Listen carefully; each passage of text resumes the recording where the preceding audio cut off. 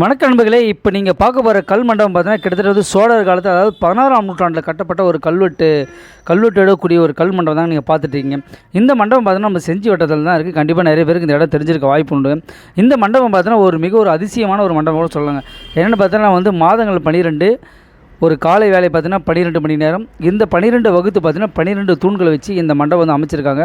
மிக ஒரு பிரம்மாண்டமான ஒரு மண்டபம். இன்றைக்கி பாழடைஞ்சு மிகவும் பார்க்குறதுக்கு மிக ஒரு வருத்தத்தக்க விஷயமா இருக்குது. இங்கே பார்த்தோன்னா கிட்டத்தட்ட வந்து வன தேவதைகள் வணங்கக்கூடிய ஆஞ்சநேயருடைய சிலைகள் இருந்து, மற்றும் பார்த்தோன்னா நம்ம வந்து மெல்லிய ஓவியங்கள் பார்த்தீங்கன்னா ஒரு நுட்பமான முறையில் வந்து இந்த கல்வெட்டில் அமைச்சிருக்காங்க.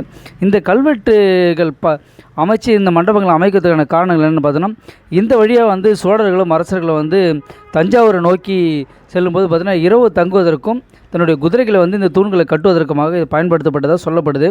அதனுடைய வரலாறுலேருந்து பார்க்கும்போது பார்த்தீங்கன்னா இந்த ஒரு உண்மையான ஒரு விஷயங்கள் இங்கே நடந்திருக்க வாய்ப்புகள் உண்டுங்க. எதுக்காக பார்த்தீங்கன்னா, இந்த ஒவ்வொரு கல் மண்டபத்துக்கு அருகாமையில் பார்த்தீங்கன்னா கிட்டத்தட்ட வந்து ஒரு நல்ல காற்றோட்டமாக வசதி உடைய ஒரு குளங்கள் அமைச்சிருக்காங்க. இது பக்கத்தில் ஒரு குளம் ஒன்று இருக்குது. அந்த குளம் வந்து பார்த்தீங்கன்னா இன்றைக்கி வந்து ரொம்பவும் பாழடைஞ்சு குட்டை மாதிரி மாறிடுச்சுங்க.